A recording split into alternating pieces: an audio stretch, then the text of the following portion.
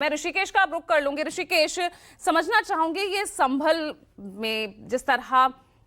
19 नवंबर, 24 नवंबर और जो सियासी आरोप प्रत्यारोप का दौर चला है, एक दूसरे को गुनहगार यहां पर ठहराने में तुले हुए हैं समाजवादी पार्टी। ये आरोप योगी सरकार पर लगा रही है, प्रायोजित दंगा था। उधर यहां पर बीजेपी की तरफ से साफ तौर पर कहा जा रहा है कि मुख्य अपराधी है तो वो समाजवादी पार्टी है। तो जो ये आरोप प्रत्यारोप का सिलसिला चल रहा है, वहां पर डेलीगेशंस को जिस तरह से रोका जा रहा है, अब एएसआई की कई हलफनामा इस बीच यहां पर दायर होना, और इस बीच सबसे बड़ा सवाल कि आखिर असली गुनहगार कौन? क्या इस सवाल का जवाब मिल पाएगा जिस तरह का सियासी दंगल संभल को लेकर छिड़ा हुआ है? पूजा जी, देखिए,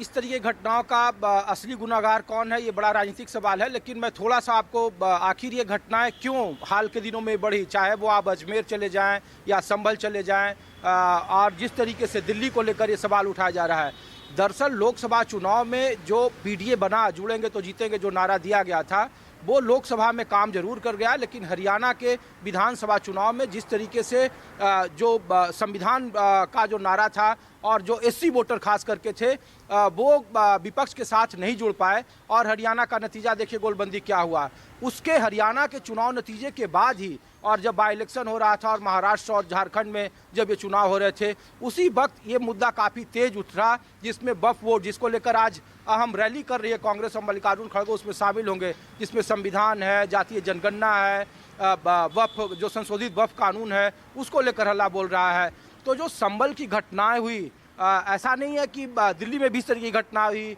अजमेर को जिस तरीके से आगे किया जा रहा है, तो इसका जो राजनीतिक प्रभाव देखने को मिल रहा है पूजा जी, उसमें सिर्फ और सिर्फ ये है कि पीडीए के समीकरण को, या फिर संविधान या एससी या जातीय जनगणना जैसे मुद्दे को अगर कम करना है, उनकी इंटेंसिटी कम करनी है संसद में या सड़क पर, तो फिर आपको हिंदुत्व का मुद्दा आगे करना होगा। और ये मुद्दा अभी फिलहाल जमीन पर दिख रहा है, इसलिए अजमेर की चर्चा हो रही है, हम लोग संभल पर बात कर रहे हैं। कल जब जियाउर वर्क जो 3 सांसद थे, गाजीपुर बॉर्डर पर जब रोका गया था, जो कैराना की सांसद थी, मुजफ्फरनगर के सांसद थे, इन लोगों को रोका गया, तो पुलिस बार बार कर रहे थे, और इन लोगों को भी पता है कि